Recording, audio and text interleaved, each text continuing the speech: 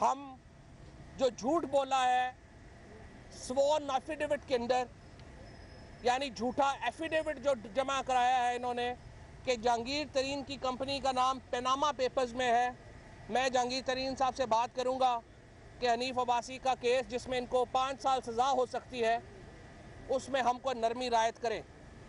लेकिन अगर हनीफ अब्बासी इस पर खामोश रहे, जिससे मुझे लगता है कि वो सोच रहे हैं कि माफ़ी मांगें और मुकदमा वापस ले लें, लेकिन अगर उन्होंने ये माफ़ी ना मांगी ओपनली तो फिर जाहिर है कि जो क्रिमिनल केस है उसको आगे लेके जाना पड़ेगा।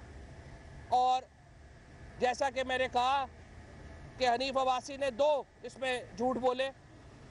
एक तो उन्होंने कहा कि जहांगीर तरीन की कंपनी जो है वो पनामा पेपर्स में थी। दूसरा, उन्होंने SCCP से कागज़ चोरी किए और चोरी शुदा कागज़ों के ऊपर ये पिटीशन फाइल की गई। लिहाजा एक तरफ तो 379 PPC का केस बनता है चोरी का, एक तरफ परजरी का केस बनता है, और इन दोनों केसेस के ऊपर हम इसको जो मंतकी इंजाम है उस तक पहुंचाएंगे अगर उन्होंने माफ़ी ना मांगी 24 घंटे के अंदर। दूसरा, जो आज उनके वकील ने कहा शुरू में कि जंग में एक खबर छपी थी तो हम लेके आ गए। अब जंग में तो रानी साहिबा जो है वो एक खबर छापती हैं, रानी साहिबा दूसरे दिन माफ़ी मांग लेती हैं। तो क्या आप जंग की खबरों पे सुप्रीम कोर्ट के ऊपर मुकदमे चलाएंगे? क्या आप जंग जियो के ऊपर जो है वो सुप्रीम कोर्ट को लेके चलेंगे?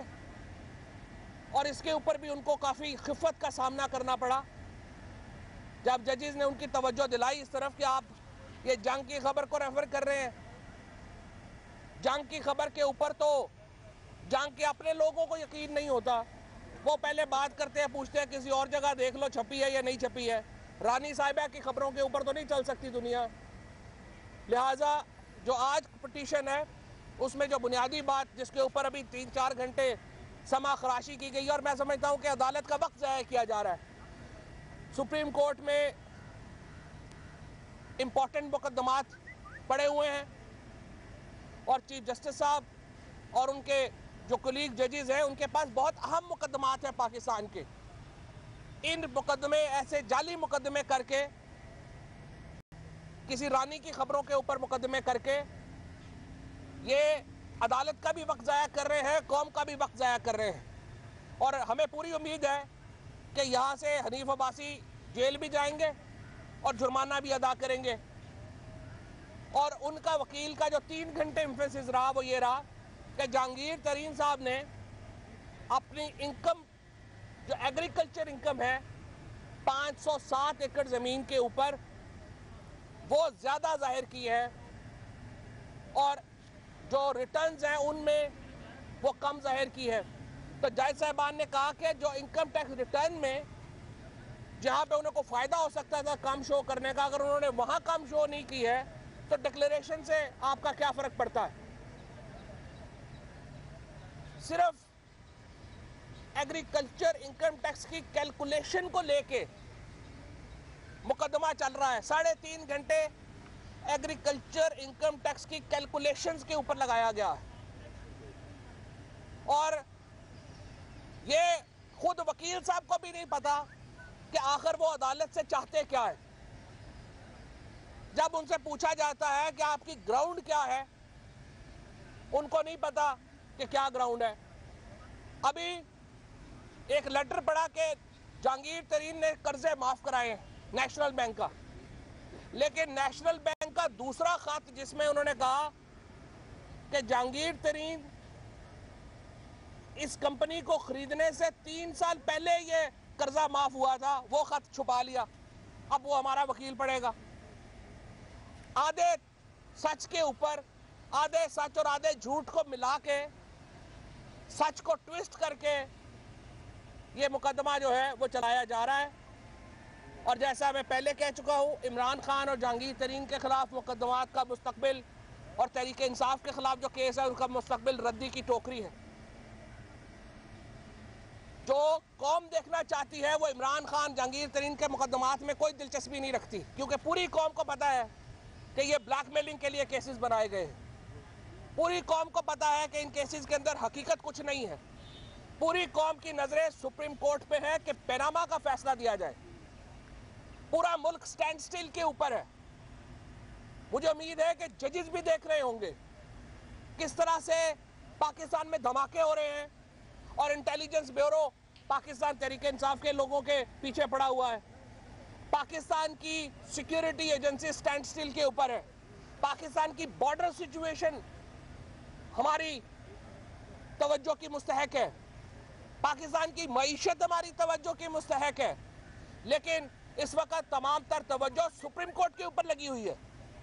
इस केस को आम केस ना समझा जाए कि जिसमें कई कई हफ्ते आप इंतजार कर सकते हैं। मुल्क का मुस्तकबिल दांव के ऊपर लगा हुआ है।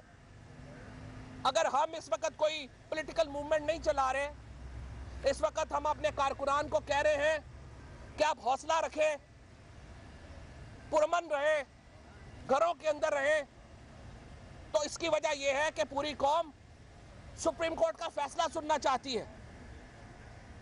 और एक हम मुल्क के मौजूदा हालात में हाइपर एक्टिव पॉलिटिकल एक्टिविटी नहीं करना चाह रहे, वरना पाकिस्तान तहरीक इंसाफ के लोग हर जिले में, हर हलके में नवाज शरीफ के इस्तीफे के लिए इमरान खान की एक कॉल के मुंतजिर है। और बेहतर यही है कि वो वक्त ना आए। हम ऑर्डर रखना चाहते हैं, हम चाहते हैं आइन के अंदर रहते हुए मामला हल हों। लेकिन अगर नवाज शरीफ इस्तीफा देने से बाद नहीं आते, वो एक टेंटेड प्राइम मिनिस्टर है।